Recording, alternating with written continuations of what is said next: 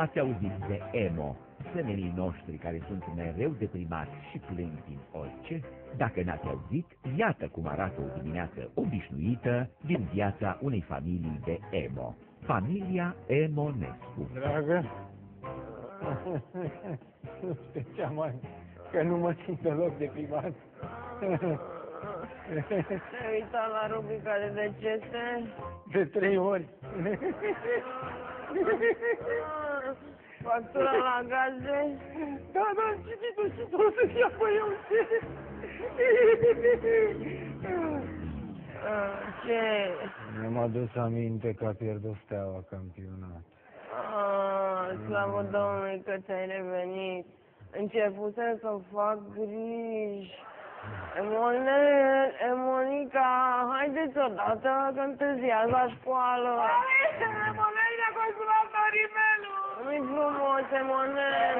Dar ea mi-a luat tojea și nu pot să mă duc la școală fără să mă dau coje, că toți colegii o să spună că nu sunt true. Dacă nu ești true, că ai jucat să erau pe picioare.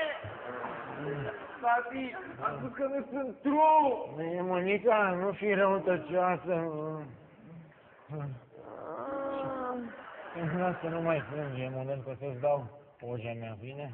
Ura, tot pe hotel. Oi, cum a fost la școală?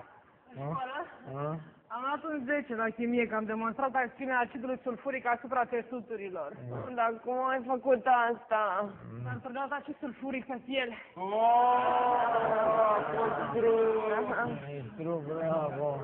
Și tu, Emonel? Eu am luat un 4 la zoologie. Nu mă bateți? Am făcut un referat foarte frumos și toți colegii au plâns și au spus că sunt true. Și ce referat ai făcut? Era unul foarte frumos. Se numea animalul meu preferat, lama. A fost true. Tokyo Hotel. Tată, mă lași pe mine să mă duc să mă ras pe picioare? Nu ești true. You don't understand me. Tokyo Hotel.